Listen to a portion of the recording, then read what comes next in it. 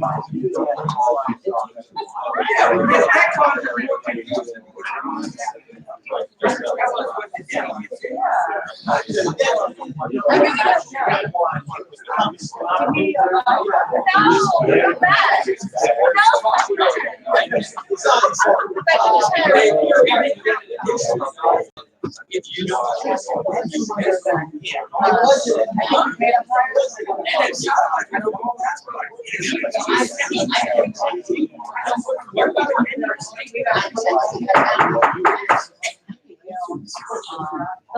guess so.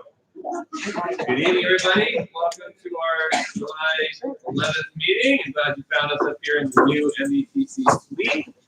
It's a great space for us, a fantastic conference room. Hard to believe it's not bigger than the last conference room, but it's starting to feel it, so glad we're all able to squeeze in here. Let's go ahead and start with the pledge of allegiance.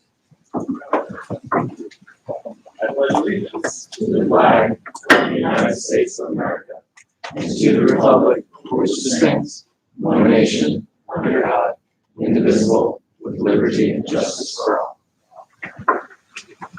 And as a reminder, our commission meeting is being streamed on YouTube Live. You can access the feed through the link on the NVTC Facebook page. Today we have several action items on our consent agenda. We have a letter to Amada requesting data on use of dedicated capital funding. This is a routine letter as part of our obligation to the General Assembly to obtain information for our report. We have a resolution in support for federal dedicated funding for Amada capital needs, post-shutdown marketing agreements and contracts, and letters of support for the Potomac Yard Metro Rail Station, Fairfax County Richmond Highway Bus Rapid Transit Project, and the Prince William County Broad Run commuter lots. We also tonight have action item for public comment period for the I-395 commuter choice FY20 proposed list of eligible for projects, and amendment to the PRTC VRE public procurement policy and procedure manual. We'll receive an update on the Envision Route 7 project and NVTC's Regional Fair Payments Program, and our usual reports from our WAMATA Board Committee and committee members, DRPT, and the CEO of DRE. First action item this evening is to approve the minutes from our June 6, 2019 meeting. Is there a motion to approve? So moved. Motion is moved by Mr. Skiles. Is there a second? Second. Seconded by Mr. Faust. It is a little harder to see who's listening and seconding up here. Any discussion on that motion, Mr. Chairman? On page 7 of my esteemed seatmate, Ms. Elizabeth Parker's last name is misspelled. Oh, sure. Prove that you read the minutes. We will correct forthwith. Any other discussion on the minutes? All in favor of the minutes say aye. Aye. Anyone opposed? Anyone abstain for the minutes? Mr. Steyer. You are. Thank you. Anyone else? Okay. Next up is our consent agenda. So this includes item A, authorizing the executive director to send a letter to Amada requesting data on use of dedicated capital funding. B is approving resolution 2389 NVTC support for federal dedicated funding for Amada capital needs. C, authorizing the executive director to execute post-shutdown marketing agreements and contracts. D, authorizing the chairman to send a letter to the Virginia Department of Environmental Quality in support of the Potomac Yard Metro Rail Station. E, authorizing the chairman to send a letter of support for Fairfax County's FY19 Build Transportation Grant application for the Richmond Highway BRT project. And F, authorizing the chairman to send a letter of support for Prince William County's FY19 Build Transportation Grant application for the Broad Run commuter lot project. For a motion to approve the consent agenda. Moved by Ms. Garvey, seconded by Mr. Spever. Any discussion on the consent agenda? Seeing none, all in favor of the consent agenda say aye. Aye. Anyone opposed? Anyone abstain? Motion carries unanimously. Chair, Yeah. I should abstain for number 2. You want to abstain on the minutes? Yeah. Okay, we'll go back and correct that. Absolutely. Okay. We will now move on to our report on WMATA. And before we start, can we have a round of applause for the new WMATA?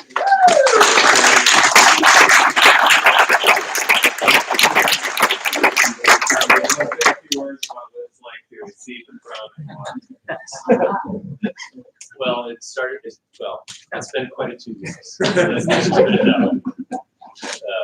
No, it'll be very exciting. I think we're all very, the board is looking forward to, turning the page, so to speak, and really getting off on a good start and approaching things more proactively and strategically. And we have I met with the general manager today after our board meeting. And, I think there's going to be a lot of good things coming. Christian is going to stay chair of the finance committee, so that is a very good thing for us and this PNC authority. And so Virginia's taking it. Yeah, we like that very much. Thank you very much for your service, Paul. I know it's extra work, extra responsibility, but we're glad that you're there. Yeah, and it's great to have the support of Christian and the other folks on the board. And, we have the new addition of Secretary Ron, so from Maryland, so that'll be a new sort of dynamic with someone with that level of responsibility, certainly on the board. That'll be new for us, but we'll work through that. He'll be on the finance committee with Christian. All right. And only one public meeting and one executive session into this chairmanship. The difference is conflict. And I mean that all positive. Good to hear. Excellent. Okay, so we'll start with the report from the chair of the WMATA committee, who is also a former board chair. Ms. Hutchins, you want to read out from the June 27th meeting? Thank you very much. The audit committee met on the 27th of June. We looked at certain policies and discussions that we thought needed to be addressed that night service. And we looked at Metro Board, we discussed Metro Board's ridership on transit, on bus. We talked about concerns of fare, diversity of fares in terms of families and children were brought up. I know that the chair here that was part of the discussion. And I think what we're trying to look at these issues and try and come back to the board in a manner and to say, what are the things that we jurisdictionally do to kind of reduce our cost? And I think that's those are the primary issues that were raised. Our policies, paratransit, we have that.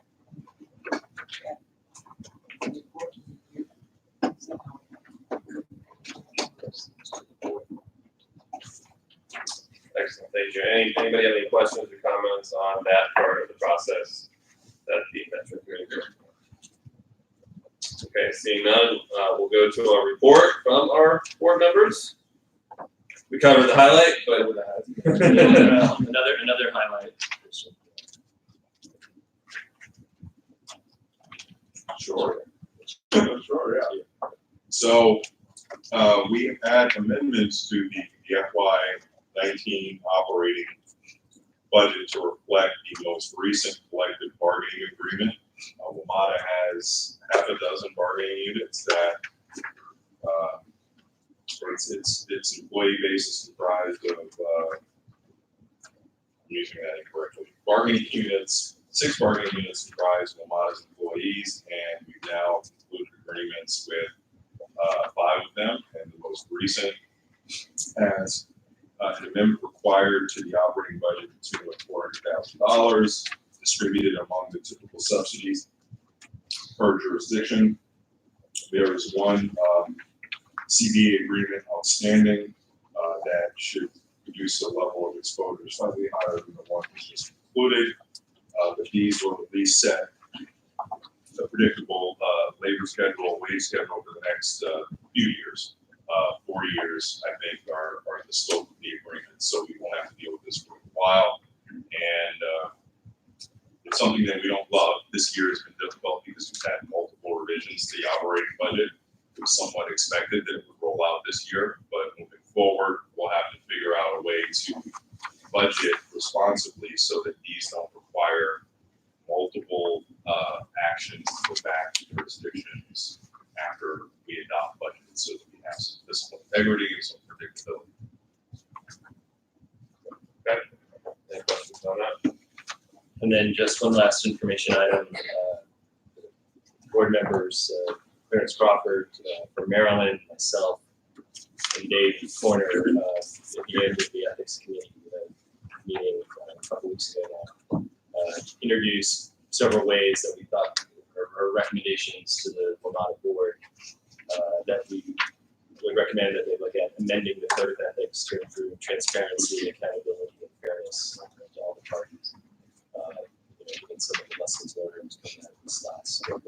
So we're going to be coming back in September with those recommendations for the approval. Okay. And I should mention, Mr. Chairman, the budget amendments that we did last month also included a $300 million change to the capital budget.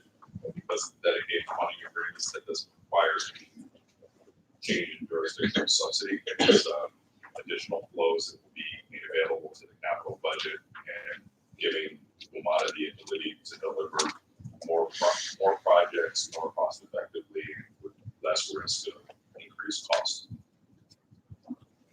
Okay. Mr. Bass. I think I heard that Maryland was reporting their capital contributions, looking for more transparency. Much of can you go down what's happening with that? Sure. We'll start with Phil. Thank you. So Maryland has a number of issues that they have with documents that are received from WMATA.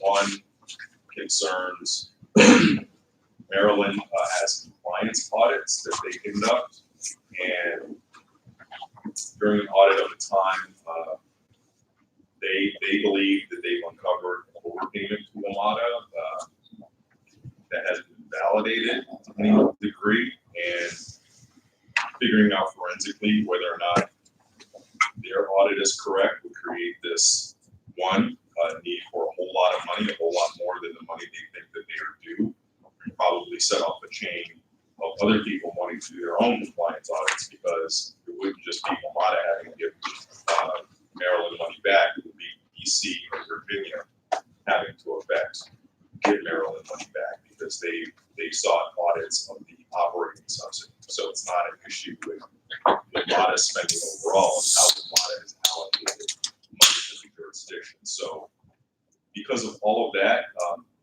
we haven't been interested in pursuing that. And then there's a separate issue where they don't believe that they have the necessary documentation to, as part of their dedicated funding law, to provide all of the funding that's due WMATA, so they're holding it back until they get compliance with those documents and those records. I gotta be honest, I don't know exactly what it is they need. It's been somewhat unclear, but there is a process where everyone's working together. The auditors from Maryland are sitting down with WMATA to actually get past this. I'm going to now editorialize a little bit. This is a politicizing of an issue that Maryland has with WMATA, and so I think this is Maryland trying to put some leverage on WMATA to act more quickly than I guess they have otherwise. But we do hope to have that money freed up soon. It doesn't have the adverse consequences for Metro as of right now, but if it drags on, well, it could. That could be a real problem for us and for me in particular. I don't want Virginia jurisdictions having to bear any risk because Maryland wants to hold money back that it owes the authority. And John, the staffs have been working together pretty well. They've made a lot of progress just about on these issues. The secretary met with the general manager this morning to get a better understanding of what it is that what their concerns were. Okay. Sure. So we're not clear what their concerns are. They're not looking at the talking, how does that look? This was remarkable. There's a lot of words in their letter, but it's not necessarily clarity over what's the exact thing they need that they're not getting. So, and it's not for us to necessarily know. They got to figure that out with WMATA, and apparently now all the people who need to be talking to figure that out are now talking about it. And we want to make sure the information that I is sending is going to the right person or the right office. That's the way. Well, Great. Okay, it's thanks. probably there. All right. Any other questions for our board members? Mr. Steiner? Question on another topic, the whole bus system, which is a subject to an article again. I wondered, I'm sure Metro is continuing to look at its bus service, how will it improve it, a bit more about it. The bus transportation study. Yeah, that. Metro bus will get a low rating because buses are stuck in traffic largely, which you can kind of understand because everybody else is doing it. But I wonder sort of what's your kind of work on the bus system. You know, if you can provide something later on. You'll definitely have more after the meeting on the 25th, where the board is briefed on the bus transformation project's findings. I know a little bit more about it because of the Riders Advisory Council that I liaison with, had a meeting on it last night, but the board did it, I think, on the 25th. And that's been a project that has, up until this point, involved mostly either citizen stakeholders or transit staffs and jurisdictions who've been involved in figuring out what bus strategies need to look like, including WMATA and the jurisdictions for a while. The WMATA board hasn't yet had a briefing on what are the WMATA-centric bus strategies that we need to consider. My guess, assuming the leadership of the chairman, is that we're going to get a whole bucket of recommendations and strategies to do year by year as part of the budget, part of board policy, and we'll have to figure out which ones make sense. I think there's a huge role for us with NVTC because a big part of that transformation project essentially looks to what the jurisdictions are going to do to deliver bus service. And we in Virginia are a lot of jurisdictions providing bus service, so we'll be pretty influential in that conversation. The Metro provides service as well, so Right. we still work together to the extent possible. One system respecting the jurisdictional Exactly. funding and jurisdictional issues as well. David So was, that's ongoing sort of conversation. I think so. oh yeah. David, this study you mentioned, is that the smart roads? Right? Yeah, Yeah. there's one sort of- Yes. That finding does not surprise me. It's a regular bus run. Question was gonna ask. Okay. Any other questions for our board members? Okay, we have a few, actually, I wanted to just check in with our Alexandria folks, just to see if you have anything new for us on the platform shutdown situation. Our Visit Alexandria and the Chamber and our city partnered on a survey of businesses last year, reported that very quickly we heard that revenues were down. This gave us some data around that. So actually about 60% of businesses are reporting that revenues are the same or higher. Obviously 40% are declining. I think retailers and restaurants are seeing a little bit more so, especially for businesses close to the metro are being hit the hardest. In terms of the transportation logistics, obviously it's challenging for everyone, but I think our staff has been doing a really great job on mitigation plans, and that's going largely well. I think feedback after the first couple of weeks has been pretty light from residents. Most of the comments have gotten been around actually 11 live bus. I know Lana added another bus to address peak or congestion during the peak hours. We're seeing a lot of good feedback on the water taxi option and the express clear bus express shuttle from Landmark to Newton, 1,000 boardings there a day. The parking permits that we secured there, we continually had to increase the number of those after this was the first input, but I know staff is working on a midterm report, so we'll have more data soon and then us seeing The only thing I would add to that is that quarterly respondents have been light, but it has been a general sense of appreciation for what the Metro actually does, and appreciation for a lot of the efforts that we've been putting in. And several of us have actually tried using the shuttles to go into DC or back. Personally, I'm a big fan of the water taxi. It's been pretty amazing. But yeah, so people are responding to it. Like we said, it's difficult, but people are adjusting, and then we got to make sure that once this is finished, that we're ready to get people back on. And I saw we did get an update today from Metro just on the platform work. Looked like it was continuing to be on the new schedule. So, okay. Yes. Just a side note, by the way, I have the shuttles coming from Crystal City were really timely and they were always there and they were pretty often. But as an option for people to go into the baseball games, there's the parking garage in Anacostia. And when I went to it, Mr. Dorsey and Mr. Smedberg know based on my voice activated. That was your. I just thought you were really that mad came at from your us. voice acting? Those words are not words I normally I was like, is this bad? I was like, But anyway, the parking garage is a great alternative for people going to the Nats games, but it's hard to find, which they're working on. But I don't know if the city's doing this. I need to do this, which is promoted to our residents. I need to do it to my email list or whatever, because it is a good alternative. So wait, this Ray, is I think you took that, you were very helpful in taking Yeah. that feedback. Yeah, we mentioned actually, I think Doug Krizak, he put it in his newsletter, so we're trying to share that to elected so they can get the word out. We'll try and take it. so wait, what is this exactly? That if you live in the areas affected by the shutdown, if you drive to see the Nats, you can park in Anacostia and have a simple short metro ride. Okay. And it's easy because it's just open. But only if you live in the areas that are. Well, anyone who wants to. Anybody can do it. Yeah, it's very effective. just Those very people easy. who used to take Metro in, they got. It's just a quick ride across the Wilson Bridge. I got it. And I think the garage is free. I don't know if it was at night or just, it was free. Was it wrong? Right, and I counted that. For the weekend, it's great. All right, and then we have our ridership and parking facility utilization report as per normal. Anybody have any questions? I have a quick question actually relating back to the on-demand transportation program for late night customers or commuters. I know it just started on July 1st, but I was wondering if there was any updates on usage. Anything on demand for either Andrew or whoever? Nothing yet? Okay. Okay, we'll try to, for September, we'll try to have something on that. Okay.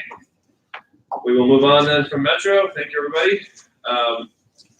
We're gonna go on to I-60, well, our commuter choice in general, both I-66 and 395. So this program's been around since 2017, competitive funding that uses a portion of toll revenues for some of our toll express lanes to start operating new transit and multimodal projects for commuters. We approved our third round of projects for I-66 last month, and tonight we're seeing technical scores for the first round of projects for I-395 and 95, and we'll be authorizing those to be released to the public for comment. So starting with I-66, we do a little bit of update there, and we also have a new staff member, Kate, for you to introduce me. Absolutely. So I actually want to introduce everybody Ben Owen, who is our new commuter choice senior program manager. And he's really hit the ground running, coming right in the middle of a brand new call for projects and evaluation for 395. He does join us from the Federal Transit Administration, where he worked extensively on the capital investment program, the new START program. He also administered FTA's Transit-Oriented Development Planning Grant Program. And so he's working with the existing team of Patricia Hack, Dan Goldfarb, Jay Watkins, and Brittany Sumner on the administration of the program. As again, we're launching another round of 66 in the fall and moving up to 95 right now. So really delighted to have Ben with us. So Ben, you want to dive into the quick updates on 66 and then go into 95? Yes. Thanks for the nice introduction, Kate. Nice to meet you all. And I look forward to this being the first of many conversations about commuter choice. I recognize there's also pretty long distance here, so if you need to speak up, please just say so. So on I-66, on June 19th, the Commonwealth Transportation Board approved our fiscal year 2020 program for I-66, 13 projects totaling $19.6 million in toll revenues. Some of these are new projects, some are continuations or enhancements of projects that were previously funded back in 2017. Overall, these projects will move about 3,170 more people through the I-66 corridor each morning. The bulk of the funding, $17 million, is supporting newer expanded bus service. We received over 20 applications totaling $32.8 million for the roughly $20 million available.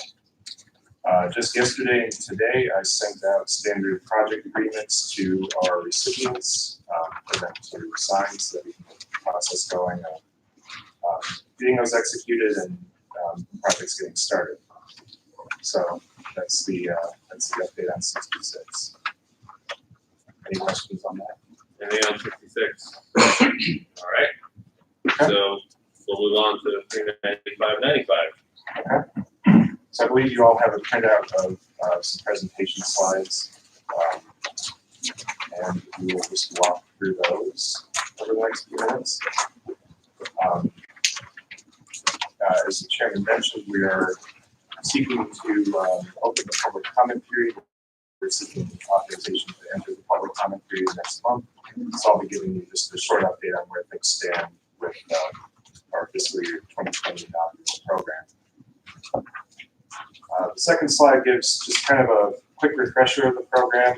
Much like with I-66, the I-395 Commuter Choice Program represents an investment by the Commonwealth of a portion of toll revenues, in this case coming from the new I-395 express lanes, into multimodal transportation improvements along the full 37-mile express lane facility from Spotsylvania County up to the DC line. We at NVTC are managing this funding per memoranda of agreement that have been executed over the last year with the Commonwealth and with PRTC. PRTC is a partner in this program, so basically every action that you take as a commission, they are taking as well, since the corridor runs through their jurisdictions. But we are managing the program since PRTC is an eligible applicant to avoid conflict of interest there. Per the memorandum of agreement, any projects we fund under the program must benefit toll payers in the corridor. They also need to maximize tourism throughput and foster multimodal transportation improvements that improve mobility, support expanded travel choices, and enhance transportation safety and reliability. And for the inaugural program, we're looking at a 20-month program with up to $22 million of funding. We have an annual funding schedule for this program that starts at $15 million a year with an annual escalation. So we have that initial $15 million that will be available this fall when the tolling begins, and then plus up to half of the second year's funding as well.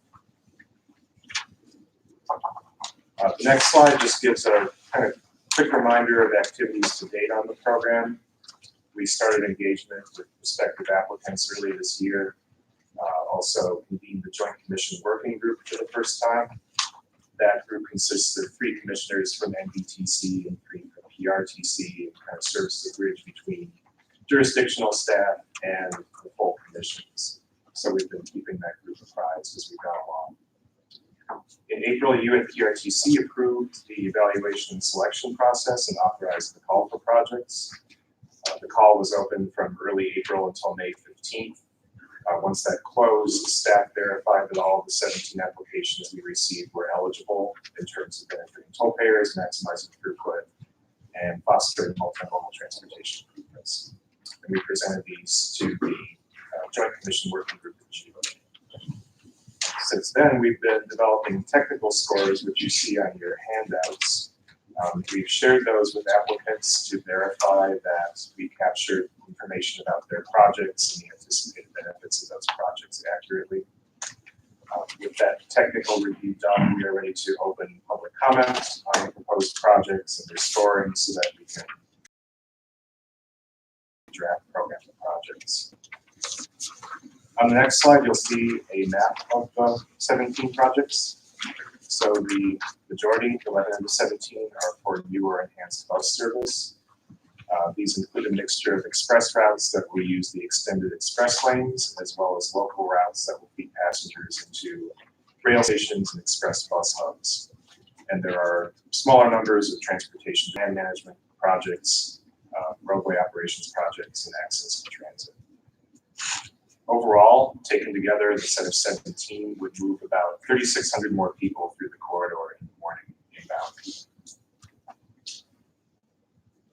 So since we're presenting scores today, the next slide goes over, just in brief, the approved evaluation approach. This approach largely mirrors what was done for the most recent I-66 call for projects. And I just want to highlight that about half of the score comes from two factors. About a quarter of it is from person throughput, basically looking at the efficiency by which each project moves more people through the corridor in the morning peak inbound direction. So comparing volume to the number of vehicles involved. And not surprisingly, new and enhanced transit services tend to do the best on this measure. 20% of the score comes from the implementation timing relative to the first day of tolling. This is the only change from the I-66 evaluation approach. And the idea here is to reward projects that can offer immediate benefits to toll payers once the express lanes open. So most of the proposed projects do have at least a significant portion that would be in place by toll day one or soon after that, especially transit and transportation demand management projects. And we verify these dates with applicants since we will be touting toll day one readiness in our promotional materials. You can see the draft scores on agenda item 5 and attachment 5B. These will be released as part of the public comment process. This is a big thing. Yeah. This large 11 by 17 sheet. And just to give an example of what these scores could mean. So for the last I-66 call for projects, the Commission's desired approach for selecting projects is to go based on the application scores, starting from the highest score and going down as far as funding allowed. So were that to be done again this time, 13 to 17 applications could be funded with roughly even shares in NVTC's and TRTC's jurisdictions. That's just an example. We have yet to conduct a public comment, and we'll defer to the Commission as to how it wants to assemble the program.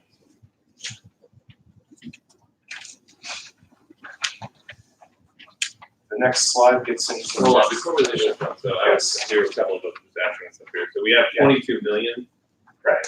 So this is obviously not the final determination, but ostensibly a line would be somewhere around this Arlington County commuter score, depending on transit. Right. Well, above that would get funded if we have a city score. Right. We're going to follow that approach. Yeah.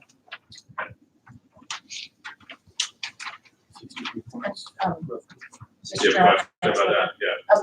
And do the cost include both the capital and operating They do. request? Yeah. And how is cost effectiveness defined again? That is looking at the total technical score relative to the funding request. Right, and then sort of projects are kind of split into 3 different tiers based on their ranking. So the top third of projects roughly get the full 15-point score, middle tier 10 points, lowest tier 5 points. Not yet, Senator. I had a question or a comment about one particular one. I know this isn't our public hearing yet. Yeah. I just want to call your attention, or the Commission's attention, the very last project from Arlington County about roadway improvements at Lee Road, I-395 interchange. I don't know if hazards was considered, but this is a ramp that when you get on the 395 from Quaker Lane and try and exit at Lee Road, where it is so backed up that sometimes you can't enter the 395 ramp during peak times. And I'm just surprised it scored so low, because people can't exit Lee Road. Maybe that's a function of Lee Road not being able to move, or I don't know what it is, but just one that's worth taking a look at. Well, did you have a comment on that? Yeah, I mean, I can go into that a little bit, just in terms of the real, a lot of the scoring comes from projects that actually, increase, like I mentioned, in terms of increasing throughput, it's kind of looking at additional people moved in the corridor per vehicle. So it tends to really benefit transit projects, especially longer distance transit projects. That gets a pretty heavy weight in the evaluation process, as well as projects that kind of create connections between different modes of transportation, between multiple activity centers. So, you know, the fact that it ended up where it is not necessarily saying, it's not saying that it's like a poor project, but just in terms of the way our process is oriented, the types of projects. It's also, is that the entire project cost, or is it just a small portion? $3 million. I think the 3 million was the total cost. Oh, I see that. Yeah, I'm surprised. You can't do much with $3 million. because this was kind of realigning an intersection just past where that off ramp sort of lands, for West Cleve, South Cleve, 4 Mile Run. I guess maybe travel time savings as well, it's not going for it. Yeah, I think it gets to from that. It's fast. This is a good example of an issue that we've talked about before that I think is a fundamental challenge for us to figure out how to deal with this. Most of these projects are one-time money. They're gonna be spent on the course of a year, and then we're gonna have to renew it. This is a capital expenditure that's gonna have benefits for the next 30 years, but it's not, that's not reflected in the way we evaluate these projects. So now we're essentially, I don't think we're ever gonna get to a point where we're approving a lot of capital expenditures that have long-term benefits and solutions with the process that we have. And we brought it up before, and I'm not sure, has it been addressed this time? We are looking at that actually, and we're looking at changes that we might roll out with the next 66 call for projects, one of which is to look at annualizing the cost effectiveness measure so that we're looking at the lifespan rather than just, you know, having the total cost of the project, that we're annualizing it to look at over the lifespan of the various components of the project. So the idea is that it may help benefit longer term investments that would be in place for, you know, many years in the corridor. A couple of questions. First, and I agree with what Supervisor Costa said, that with respect to these projects, and this may be a clarifying question, none of the projects on this list have been submitted to NVTA as part of their process, correct? This is the, I hate to say the Giuliani question, which is there isn't any duplicity between, or overlap, so to speak, between what NVTA is looking at in their plan and what's on this list. Right, most of these are 100% commuter choice funded or perhaps have passenger fares that are offsetting the cost of it. There may be one on the list that has already received some additional funding from other sources. I would need to go back and take a look at that. Chairman, if like the timing, the authority call for projects just went open now. So all of these, they're basically in between. So the authority's done their funding, they're just about to do their call for projects, so these have already come in.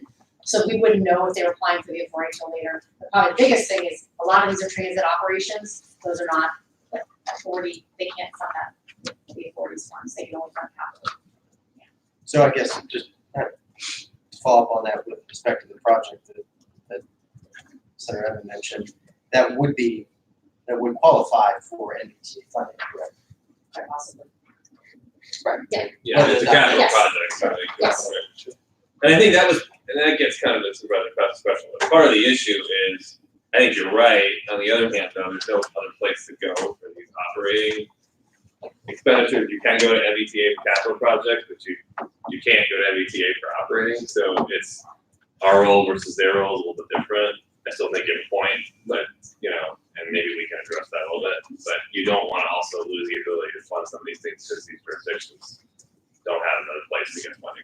So I was just going to ask for a little more information on the commuter store project. I'm always a little sensitive to how the CPB might view some of these projects. That seems a little. Yeah. You can do it now or as part of. Yeah, I can provide just kind of a brief overview of it now as I understand it. This is a commuter store that recently opened at the Pentagon Transit Center as part of I believe as part of the 395 traffic management plan effort. And the funding being sought here would continue the operations of the store for a year from early 2020 through early 2021.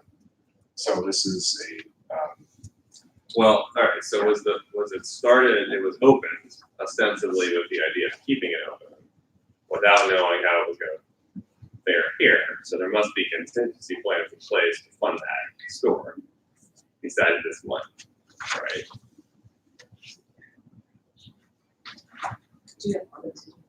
We do, I'm gonna look it over. Okay. Yeah. Do you know anything about the computer store, Pentagon Transit? Well, yeah, I mean, essentially what Ben said, it was open, you know, with funding from the 395 team. There's a new store, you know, we used that money to build it out. I think there's also a small area for, bus drivers as well in the same building. And it's, you know, it opened when that project went under construction, and the funding is to keep it open, keep it safe. Well, what happens if this funding didn't come through? I mean, We were gonna pull staff back and, you know, we close. it was gonna be closed? Yeah. And so do you know how it takes a fair amount of traffic? It's getting a fair amount of traffic through that Broadway? Yeah, I mean, it is, you know, we're happy with, store. Just a minute, your contract. Okay. Mr. Dorsey had a question. Alright. Fold it into the answer to, are you on along the same lines I am? Please go ahead. Yeah, all right, no, I just wanna know if we're keeping track of, I put nuns over here, that it's very well, you know, it's traffic, there are a lot of people that use it. Yeah, and I'll get the information then, you know, from our TDM, so I don't have it with me, but it's not hard to get, you know, what the sales are, how volume of passes and things like that we Okay. I think our general, if it's a successful commuter store, that's one conversation. Like the question of, well, if this funding weren't available, would we find another way to keep it open? If it's not a successful funding store, we shouldn't keep it open just simply because someone else is willing to fund it. So we should probably figure out how to incorporate that level of analysis into it. But I will say, you know, Mr. Chairman, you could kind of ask that about a lot of projects, you know,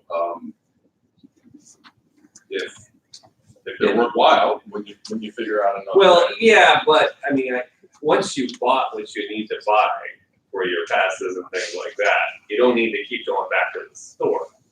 So I could see this being something where when this project started and other people were looking for alternative paths, they would utilize something like this, but then as people figure things out, they won't necessarily need it as much. So maybe just if we could get a little more on that. Yeah, generally Arlington does have a very robust commuter store program. We have that in Boston, Rockland, City, and they're giving out information, you know, bus schedules and trip planning information. And then, you know, you also, you have a lot of people moving in and out of these offices and out of the Pentagon. So there are always, you know, new people, you know, looking for information, looking for passes. Okay. I'm having a little bit of a hard time believing it wouldn't get funded if it was successful, if it was not. That's all. It's not a lot of money. But anyway, okay. No, you're right. It's not. You're absolutely right. I gotta have the state of Fairfax is never gonna be No, it's not. But again, look, when I look at the list, I look at it through the lens of, you know, for an uninitiated person, what's likely to stand out here and just raise some questions. And I think that's the only one on this list that kind of popped for me. So at least I felt like we should. Okay. Other questions on any of this stuff? All right. Did you have more to cover? Briefly, yes. Okay. I was just gonna go over next steps real quickly. So our overriding goal as far as the schedule for this call for projects goes is to announce our selections before the first day of tolling. The 395 express lane is currently expected, as we understand, in late October. So the idea is we want to be able to demonstrate immediate benefits to toll payers using that facility. So with your action and PRTC's tonight to authorize public comment, we would open public comment next month, August 4th. for about a month and close the period with public hearings at the next commission meetings in early September. And just a couple of things I'll mention about the public comment period. For one thing, the projects have all come from jurisdictions' own planning and outreach processes, so we're not really seeking to revisit that, but rather seeking input on whether and which projects may merit funding under this regional program. And also, process is not a passive one, in that we in PRTC will be conducting outreach to engage people that live or work in the corridor, including geographically targeted social media campaigns, people that might benefit from the projects, and partnering with jurisdictional staff to attend local events. We did this approach for the last I-66 call, and as I understand it went very well.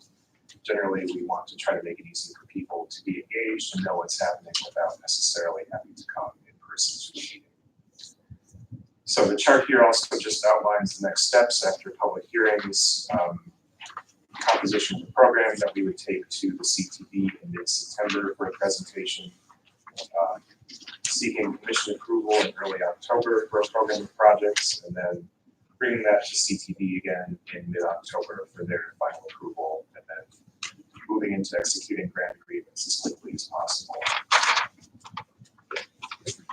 So that is my presentation. Happy to take any other questions. Any further questions? This is an action item, so we do have resolution 2390 to authorize a public comment period to solicit comments on the I-395-95 commuter choice FY20 proposed list of eligible work projects. So is there a motion to approve? Moved by Senator Evans, seconded by, I think that was Ms. Garvey. Any discussion on that motion? All in favor of the motion, say aye. Aye. Anyone opposed? Anyone abstain? Motion carries unanimously. Thank you very much. Okay, our next item is a presentation on the Envision Route 7 project.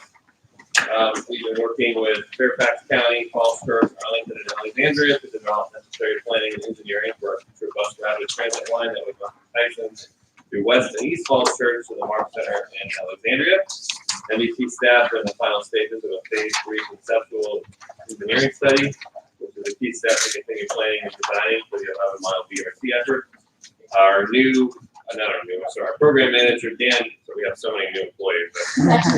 Yes, I know. Dan Goldfarb is here, as well as our consulting team will give an overview of the project and the current study. Dan? So I'm just gonna, since you gave such a good introduction, I don't need to go over where the project is and stuff. So I'm just gonna let Jamie kind of take it and walk through with everyone where we are, and then Jamie and I can answer any questions that you have. Jamie Henson with Kittleson Associates. We're working with the commission to advance the conceptual design for the Envision Route 7 corridor. So I think it's important to think through at a high level first, and then maybe get down to the detail. So high level, we're trying to help the commission think through how to implement exclusive lane transit along this Route 7 corridor to provide high quality bus service serving the communities around Mark Center, Bailey's, Bailey's Crossroads, Seven Corners, Falls Church, and Tysons. And so specifically what we're doing on this effort is coming up with a conceptual layout, so 10-ish% design, so that we can identify the right-of-way needs, so that will contribute to, so that we can understand the costs associated with it, and then leave that as a path forward for you and your jurisdictions to help obtain that right-of-way over the years, so that folks don't necessarily build in it into the future. You know, as you approach the development process, the land that you'll need as you move forward. And so I'll refer to the page numbers in the top right corner as we move forward.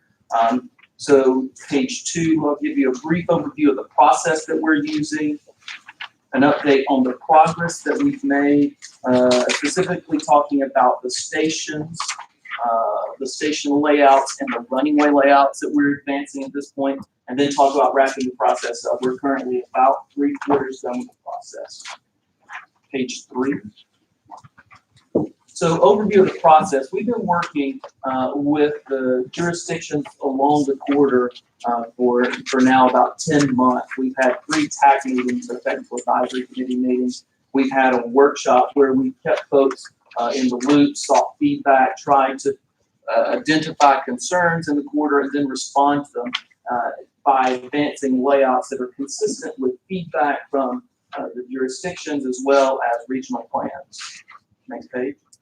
And so the progress that we've made is we created station and runway templates, and I'll give you a bit of an example on the next couple of slides of what that means. We've selected a runway type, so how the BRT would run, whether it's center, in the center exclusive, or on the side exclusive, or in mixed lanes, or in shared lanes on the side. And then we refined station locations in the stage 2 or the phase 2 process. There were dots on the map. What we're doing now is figuring out exactly where those dots are. Is it on the near side of the station or the street, or on the far side? Again, to help you think through what sort of right of way do you need. And then we've begun the initial design efforts. And so on slides 5 and 6, you'll see a couple of examples. I've picked 2, there's much more, but I've only picked 2 to show how this system may lay out. So in this example, on the top on slide 5, excuse me, you're seeing bus-only center running facilities. So the BRT in the center of the road, very similar to what you're seeing with Metroway, where you've got far side stops. You can use your existing rolling stock, whether it's 40 feet or 60-foot articulated buses in these facilities. Doesn't necessitate new vehicles for you. So laying it out such that you can do that. On to slide 6, another example of what this might look like in a different cross-section in a non-station or intersection area. And again, there are multiples of these, but we're trying to be brief tonight. On to slide 7. And so what we've done to start thinking about how to advance this, in particular the station, when we were here last about 8 months ago, we talked about demographics and future land use. And so what we've done is we've taken that information and we've laid it over the area and started to think about where are the best places for stations. And if you'll look at slide 8 on the bottom of that page, or on the next page, excuse me, you'll see the Tyson's area. Well, one of the stations in Tyson's area was the International Drive. You know, International Drive, it's a large intersection, probably difficult to get a BRT station. So we suggested moving it 1 block over. That's the level of detail we're trying to think about now, so that we can make sure that you have the correct amount of right of way as you move forward in the process. And so also on slide 8, you can see that this was a planning level layout. This was the first step. Again, we're presenting this to the jurisdictions, getting feedback from the TAC, from the folks participating, making sure this is consistent with what folks are thinking as part of this process. Slide 9. And then a sample design. So this is just one example at Fashion Boulevard at the mall in Tyson's, thinking through what this might look like. And again, this is just one section. When we finish in a couple of months, you'll have a complete corridor that looks like this, so that you can begin to see how this would lay out. And then the last slide, slide 10, wrapping up the process. So again, we're about 3/4 done. We're in the process of completing the design. In about a month, we'll start thinking about the right-of-way needs, and then at the same time formulating cost estimates. And we would hope to finish up around September and potentially come back to commission in October. And with that, I will conclude. And we can answer any questions you have. Really quick. On page 2, I didn't know if those pictures were just for illustration purposes, but you have a 4-lane road where you're taking 2 existing lanes and converting them to bus only. Is that a large portion of the design or small portion? And if so, have you analyzed the negatives of taking away travel? So I'll start with that. And this was from phase 2, this graphic, and it kind of involves Church, where the city has built out. So the BRT would have to operate in mixed traffic or in a lane that shares right turns. But as far as like looking at traffic, which is the really big question, right, that we have to wrestle with the benefits and how it would work, that's going to be our phase 4. That's our next study. And concurrently with us right now, Fairfax County, and I mentioned this before, We're working with them. They're leading a study that's looking at how they're going to lay out Route 7 from Tyson's Corner to 66. And that study's about 3 times more resources than our study had. They're doing a lot of complex traffic modeling. We're going to take that traffic model, and the next goal, phase 4, will be do the next third of the corridor, add on to that. And then phase 4, point 2 would be that last third. So we want to build off of Fairfax County's work and the model that they've developed to answer those really hard questions. Yeah, and all I'm trying to ask is it commonplace or an exception from your overall view that you'd be converting existing lanes as opposed to adding lanes?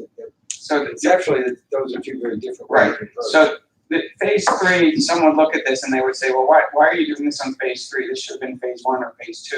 Because we're just going out there and trying to figure out what is out there, right? How much of the roadway do you own and do others own? So where is there opportunity that we can easily put a lane in there? And is it going to be curved or center? But is the space there? And then we want to identify Jamie's team, which is really good, has a development consultant on there that does development traffic, and they're helping us understand what makes something worth it for a developer to think I'm willing to give away some of my right of way, for what motivates me to want to BRT in front of my property. So you don't even know from even a bird's eye view how much the right of way impacts or that will be the product. Not there yet. That's the product that we're getting. Yeah, that's what we're working towards. Which one could say like, well, why are you at that point now? Well, we just are. We've done a lot of really good work up to this. Maybe this all should have been one big study, but we've kind of phased it. So you don't even know what right of way is out there. I mean, it's part of feasibility. Well, right. I'm kind of with John on this. I would feel like you kind of know that at the onset, at least have a general idea. I mean, like on 66 widening, even before the project, we all kind of knew there was some room. You could add some lanes.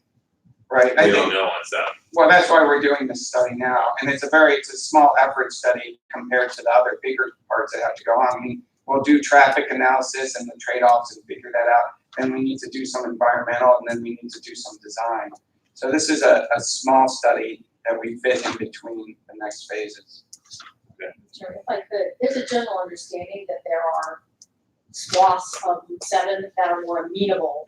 Yeah. And so in the earlier studies, there's a general sense that this is possible. Certain parts, there's a possibility of being able to put a separate lane. There's other places like Dan was just mentioning in downtown Falls Church, that are likely going to have to be mixed lanes. And so this is getting more level of granularity on that. Yes, sure. Yeah, everyone should know the answer to this question. Once this gets up and running, who's running? That's a good question, and as we go forward, we have to think about that. I mean, certainly, yeah, it can be. That's probably why you know. We don't. Okay, but I'm glad you're doing this study. It's good. Thank you. Okay, Mr. Steiner. So on the last, just an idea is possible to see where it's possible. And then you can achieve certain efficiencies in operating with signal prioritization and things like that. Right. And I'm sure that'll be included. I mean, a couple general comments. I mean, it's an interesting project because first of all, it connects a lot of activity centers. It's multi-jurisdictional. It's an incredibly diverse part of our region. Probably arguably one of the most diverse parts of the region. So it has a sort of bringing people together, as well as moving some social aggregations to be solved on that. Transit-oriented development are already examples of that in there, and this is supporting more of that kind of thing. And perhaps most importantly, for our friends further out, we get us off the highways so that we're able to use this sort of interior approach. I mean, take a step back, I'm starting to want to become more of an industry. So I think it's a very exciting project. Well, all the effort I think the commission for working on it, the staff, and the ones to sort of see what's possible. For all the reasons that they said, that this was a very, very important project. And I'm trying to get my head around when, talking about this day and that day and then this day. What are we talking about long term? What is it? What do you envision as the schedule for delivering this project? So Fairfax County is a major player in the corridor and a major player in the project, and we're working closely with the county staff. The county is focused on Route 1 right now, and so we are kind of in the queue behind Route 1. Their design and energies are focused there. They know this is an important project, but I think that we're following after that. So once Route 1 is completed, then we would turn to completing this. So you're talking 2030 around that.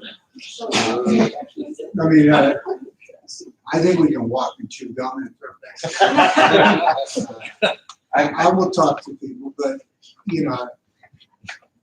Route 1 is going to be a long time before it is done. That's what you're talking about.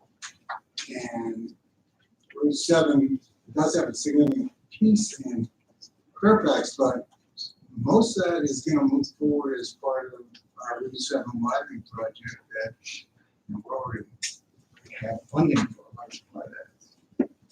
And you've got the rest of the route, which is probably 80% of it from a mileage standpoint. So to say that you're waiting for Route 1 in Fairfax County to complete before you move forward, that is not been an acceptable answer. We can work whichever way. Whatever we can do, we're happy to do. If we could bill it tomorrow, we're happy to help assist in any way we can. So you driving the bus is hard enough. I'm ready to drive the bus. That might be my next career. Okay. We need to talk. We need to talk to Fairfax. That's what you're saying. I think there's a lot of lessons. Held up by Fairfax County. I don't want you to think we're held up, but I think Fairfax, there's a lot of lessons to be learned, and how this goes, we'll go with that. We're here to support the jurisdictions and to help push this process through best we can. So we take our direction from, I take my direction from Kate and Alan, and whichever direction it goes, we can do. We can ramp up, we can ramp down. We're flexible. We're ready to go whenever. Don't ramp down. I mean, it's about the sense of urgency. I can understand the urgency, and it is true, but I think the predecessor to this was the project in South County that's done before. I know this from that part of Fairfax where we thought we were coming in with all of that didn't happen. Because there's so much there, I agree with you in terms of the traffic we need to move in the other side of Route 7. If there's nothing but houses in that kind of environment. So I think we're dealing with two different kinds of activities on each side of this project. If you go to South County, there are the little shops and all of those things all along the way. Got very diverse communities and everything. That's where you're going to move quickly. The folks who are trying to move from Loudon through Fairfax to Tyson's Corner, the rush isn't going to produce anything other than where gas emissions coming out of the cars getting through. So I can understand the timing. The question is, are there any other tools that we can use to move it differently? But actually, my view is when I see the first leg of this, I can see the economic development that's coming from. When I see the other leg of this, economic development is in this clock at that point. It might come one day, but we're leaving the farms along the way and getting into Tyson's. So I think it's a good project. I think it's a question. I guess that most powerful use that we can get out of what's going to be. Kate, do you want to Well, yeah, absolutely. I just, and what we've actually, as Dan said, we've been working obviously very closely with a number of different partners. Fairfax County is a huge player. They've got a vast majority of this right away. And we actually are moving it forward. That's the benefit of this project. I mean, there's a ton of work that's going on. I don't want to minimize the work that's going on. And it's all being done in concert while Fairfax County is doing the Beltway of 66 out to Tyson's Route 7. this stuff is working very closely. So this is a key point and a key step along the way. One of the things that we're already starting talking about, I was talking to Mr. Bashani earlier this week, was the next phase of that technical study. Do we look at, perhaps applying for some state funds for the next phase? So this is continually moving forward. I would not say that things are slow. It's just, it's very complicated. We do have 4 different jurisdictions. I think that we've done a very nice job over the last 4 or 5 years of moving this project forward. And that's what we hope we're doing, is being able to continue to move this forward. Because indeed it's a regional project. And so that's it. There are lots of lessons to be learned by other VRTs that are going on. And so we absolutely want to be able to learn from other things that are happening. But the efforts we're doing here and the efforts that we're looking at continuing in the next coming years will continue to move this project forward. There is no doubt about that one. Okay.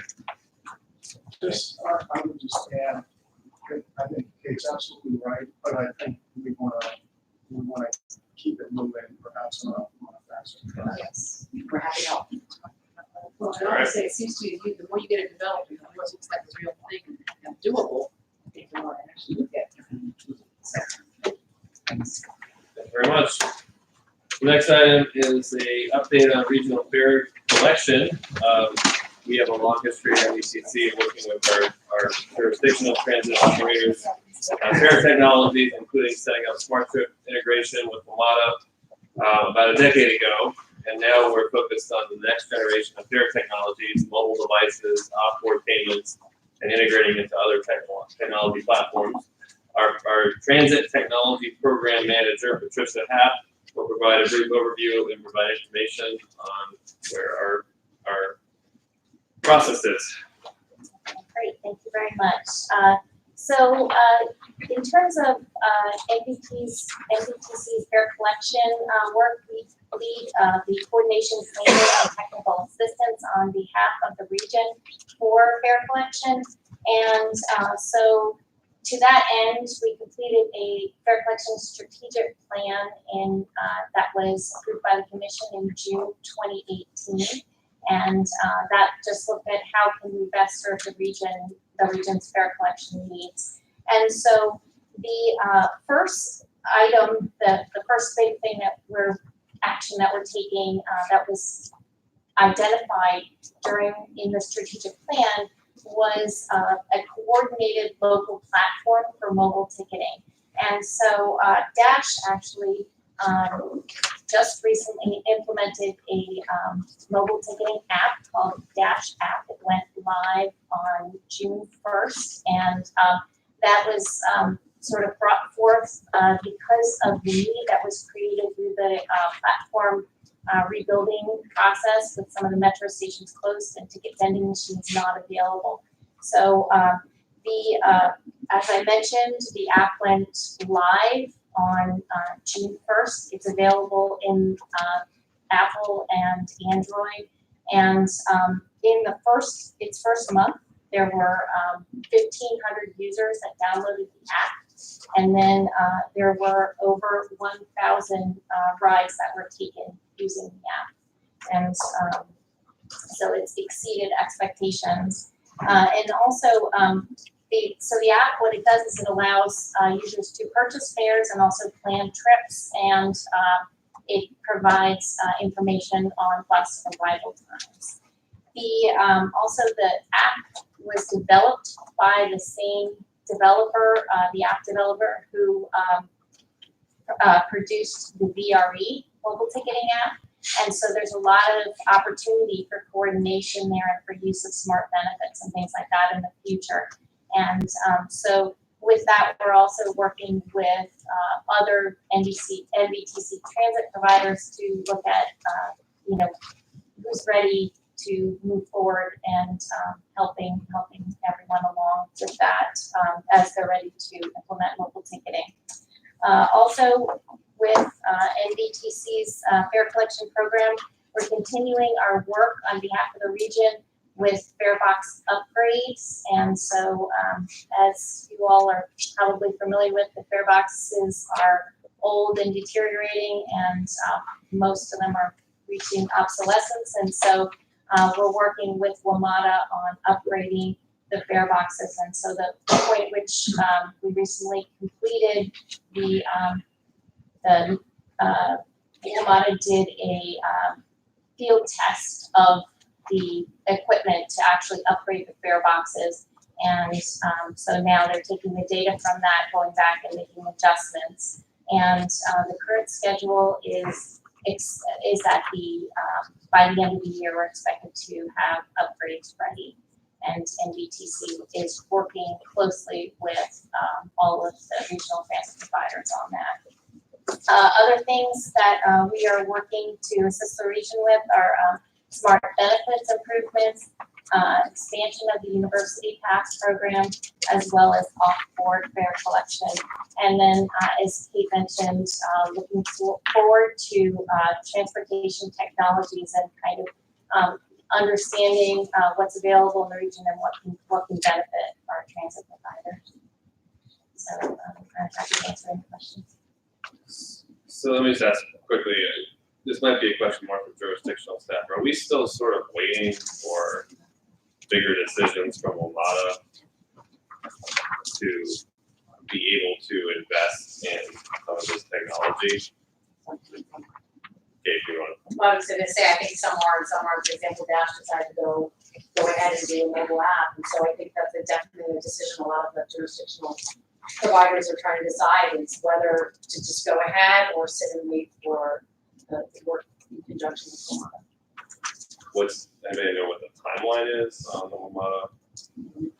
WMATA's mobile initiative, their phase 0 was scheduled for December of 2018, and they're not yet at that point yet. So Phase what? 0. 2018. I don't know. So What is it?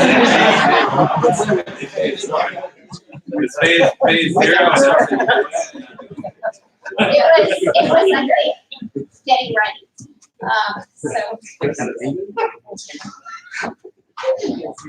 So they're Don't you hire working like on the a vendor for design, this for you though? and they're working on the user interface right now, and there's multiple stages. Okay. Take it back. I had a question. So back to these apps, are they also been going to produce all kinds of data for analysis, like where people come from, where they go, how many short trips, long trips, all of that kind of data, and all of that will be captured. Absolutely. By this. Just pick up on that stuff, because I don't think we should kind of blow by this point. It's not like this is a new idea, and if it's dragging along to the extent that some jurisdictions are saying we can't wait anymore, we're jumping ahead, that's a big problem regionally. I mean, if 10 years from now, if we don't have one simple regional app for doing this stuff, people are going to look back and say, what were those clouds doing? Why can't this get that? Everybody can see it needs to be done. Maybe if we can have a meeting with the chair of the WMATA board or something. Oh! but really, I mean, I think that it just, and I get it that there's a billion things going on and so on, but this is kind of a big deal. And if we are heading out in opposite directions, that ought to be a sign that this thing needs to get turned around and get a little higher on the priority scale. So perhaps then we want to maybe have more of a robust discussion on the WMATA side in a future meeting. Do you think there would be any information that could help with that? Kate, you know where a lot of the bodies are buried on. Not to put you on the spot, but I've tried to put it out of my brain about the complexities about this type of universal payments and all that stuff. Yeah, there's definitely a lot of moving parts. Understanding sort of where we did get obviously the announcement from WMATA that they were moving towards this. I don't think it's inappropriate if the commission wants to get an update on what's happening. Why don't you request that? Well, and that's fine, but I'm not saying we should informationally inform ourselves. I mean, we have a lot of jurisdictions here. There needs to be a regional effort to say that this should be a greater priority. And what you're telling us tonight is we're heading down a path where the thought to be main player is moving so slow that others are breaking off of the road. That is a bad sign. And we need to get this thing on track. We are years behind. We ought to be, the vision for what this would look like should already be formed, and we should be heading toward it, not breaking away because it's not getting right. Yeah, I mean, I certainly agree with John on that point. I mean, it seemed to me, I mean, I certainly welcome any information, but it sounds like we're at phase 0. There's not much information to be shared. So, you know, maybe as a commission, we certainly have sent several letters over to the model, but perhaps we should look at sending a letter, you know, asking for information, but encouraging them to, you know, to move this process along. Because Well, I was saying that, but I thought perhaps we should first actually hear from Omada about where they are. I mean, I understand they may not be anywhere, but, you know, and then if we, I'm sorry. go ahead. I didn't mean anything that they were not anywhere. It's just that they haven't released to the public. They haven't released a, you know, an app for download. Yeah, I think, you know, I think the issue with Omada is their entire system, not just the mobile side of it.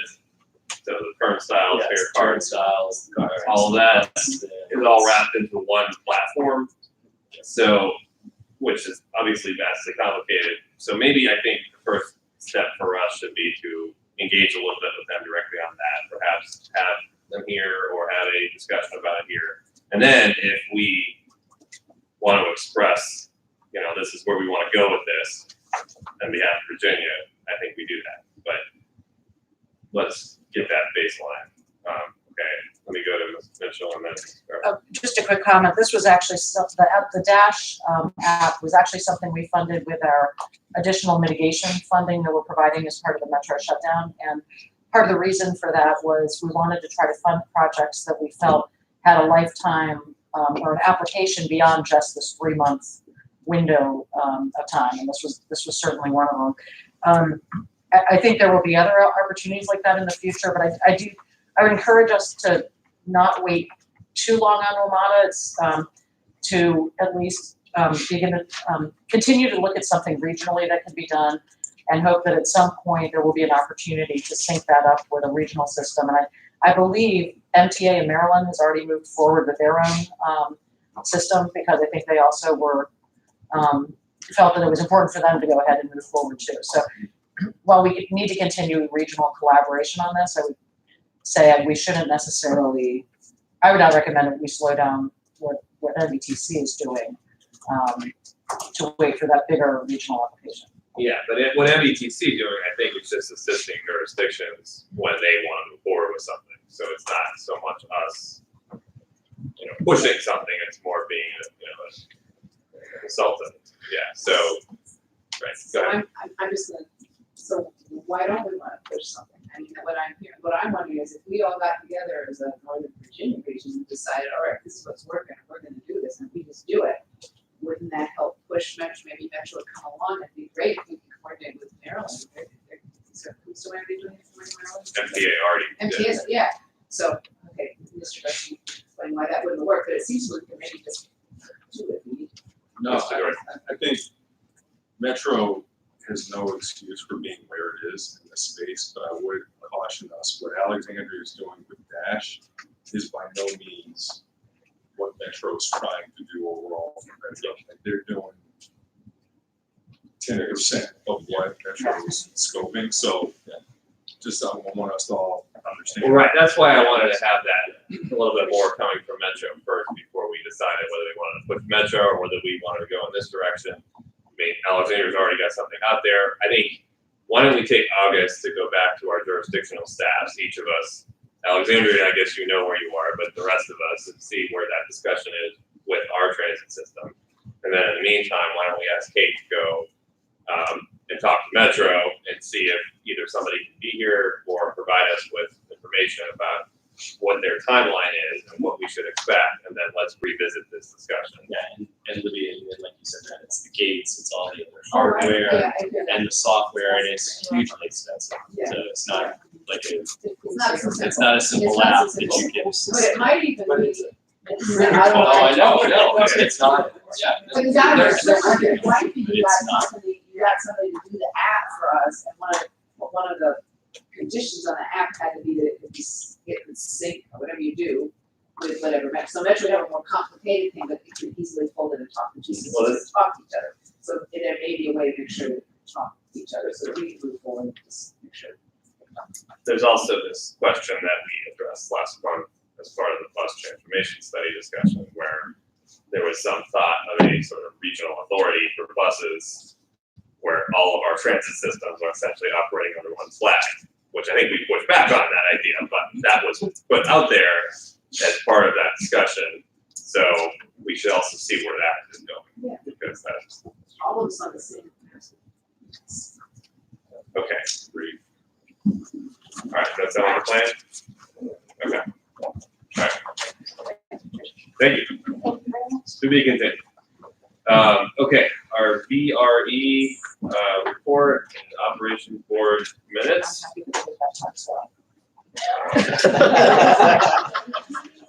Okay.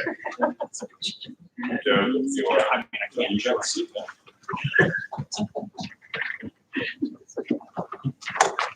I'm afraid I don't have Doug's notes with me, but there is a CEO report in your package. And generally, I think what most people remember is that we've had some on-time performance issues over the last couple of months. Most of them have been related to the positive train control. We see very few issues with positive train control over the last month, actually about 5 weeks. Things have gotten much, much better. On-time performance is not where we'd like it to be, but it's not because of PTC. It has to do with the weather, it has to do with train congestion, other issues like that. So we're trying to work through those issues. Things are getting a little bit better, but PTC is not the culprit. So I can answer any of the questions if you like. You all there on the Tuesday, Monday? On Monday, we were actually lucky. Most of our trains were in by the time the rain came down. And in the afternoon, there was some flooding on the track, but for the most part, CSX did a really good job of trying to get the tracks clear for our afternoon service. And we weren't that bad. Okay. Sure. Just, we had extensive discussions on this issue at VRE meetings every month, and I do think the commission should be aware. This is kind of a problem. It wasn't just PTC. I mean, this is now a number of months where we are struggling to get on time, not only where we want it, but even where it has been in the past. And it is a number of different causes and a number of things happening, but it doesn't mean it's acceptable. And that's not to say that anybody's doing something wrong. It's to say that there's a confluence of issues happening that is making this a problem. And it is a big problem because VRE is an expensive service, but people pay it because it's reliable. And it's not reliable, it's a problem. So it's not the same. If VRE's reliability drops X number of points, it's not oh, well, we're just going slower. I mean, it is a threat to the system. So this is kind of a big deal that we're having these issues. Not to say that there aren't answers or they're all being worked out, but kind of have that in the back of your head that this is something everyone needs to be kind of focused on. Okay. And we also, I'm sorry. Just what happened what was the issue in April? That's when we rolled out the positive train control system, and it's a very complicated system, and there just were a lot of bugs. And There still are, I gather. What's that? I gather there still are bugs. Not too many now. I mean, we're down to 5 to 7 trains a week that have PTC-related delays. In April and May, it was 10 to 20 a day that we're having PTC. But it's there, you put that on top of the weather, when it gets hot, what happens with the rails, and you have to slow the trains down, and then the coordination with the freight trains, and even, you tell us last month, construction occurring down in North Carolina, slowing down freight trains, and that messes up the schedule. It's. You got a track. That's easy to say, hard to do. okay, so John, we also have a resolution tonight, which is 2391 related to procurement. Do you want to comment on that? Or I'll just make the motion. Motion to approve 2391 by Mr. Cook, seconded by Ms. discussion on that? All in favor, say aye. Anyone opposed? Motion carries unanimously. Okay, thank you very much. Update from the Department of Rail and Public Transportation.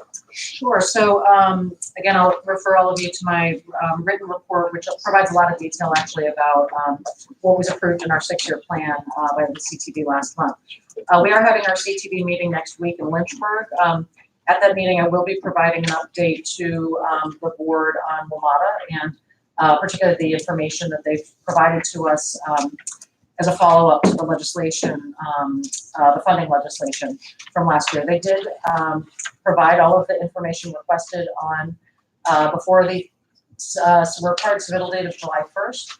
We are reviewing that right now. We plan to bring that back to our board with a recommendation in September with an action by them to be taken in October. And again, this is information that's required to document that they've met the requirements that would prevent a withholding of funds for certain things.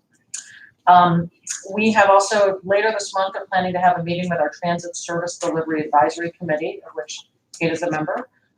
We will be providing an update and a review of the capital and operating funding over the past year that's all been allocated under the new prioritization process, as well as the new operating funding based on performance standards. So that will be, again, on June 30th. I do want to announce that we also received an award along with the City of Richmond and GRTC in Richmond for the BRT project there. Hearing all the discussion tonight about the BRT project on Route 7. If you have not seen the Pulse BRT project, I would encourage you to come down to Richmond and visit it. At the same time that the BRT went in place, they also did a complete redesign of their bus system, which we also funded. Since then, they've actually had an 18% increase in transit ridership in 1 year. So we're very pleased to have been a part of that. So again, I encourage you all to come down and visit it if you're interested in seeing BRT on the ground. So, and that's all I've got in my report. Great. Any questions? Okay. Seeing none, our executive director's report. So as I mentioned, I introduced one of our new employees, but we also have the second new employee that has joined us, and you've probably seen him walking around with this camera. Where is Matt? So Matt Friedman is our new communications and outreach manager. And just a little bit about Matt, he's a longtime journalist who's recently spent more than a decade at the Associated Press. And he's always had interest in transit and transportation issues. I actually volunteered with Greater Washington for about 3.5 years. And so there he served as a social media editor and was a member of the editorial board. And so we're just really delighted to have Matt here in week 2. Week 3 now. All right, fantastic. Help us out with all these things. As you probably do, if it comes to Twitter and other things, he's already outweighing our exposure and getting a lot of information out. So we appreciate that. So, a couple other reminders, not having a meeting in August. However, we do have a committee meeting. So our permanent advisory committee meeting is going to be meeting on August 1st, right here. I guess we've got it scheduled for the morning in our offices. And that's actually where we're going to be diving into a number of the conversations we were having earlier about criteria and evaluation for the commuter choice program. Our next I-395 Joint Commission Working Group, that's with our colleagues at PRTC, is scheduled for September 12th. And then really we're coming back into the fall with a number of big action items. We've got that first round of 395 commuter choice projects. We'll have the NVTC report to the governor and General Assembly on WMATA's performance and conditions. The next round is 66 commuter choice, and then really start talking about legislative agendas and those sorts of things. So, so we'll enjoy a month, and then we'll be back here rolling up our sleeves in the fall. And that's all I have. Okay. I think one other thing just to note is we're likely looking at a change to our November meeting schedule because of elections that week. We'll probably do what we did this month and go back a week. I know we have the authority conflict potentially, so we managed to manage that this month. We have to have 5 out of 6 jurisdictional meetings here just to go through this. So what's happening is because the Tuesday is an election day, some jurisdictions, including my own, have a normal meeting on that day. We cannot meet that day, and we bumped to the Thursday, which now conflicts with this. Yeah, and I don't think we're the only one, so there's some. Just not me, that's what we do. Anyway, I also just wanted to note our authority colleague and my Loudon colleague, Mr. Meyer, is not with us this evening, but he did welcome the birth of his second child, Zoe Grace, I think about 2 weeks ago. So congratulations to Ron, and now he's probably having some sleepless nights. Okay, any further questions about the financial report, which is in here? Got us here if there are any. Seeing none then, we are adjourned. Yeah.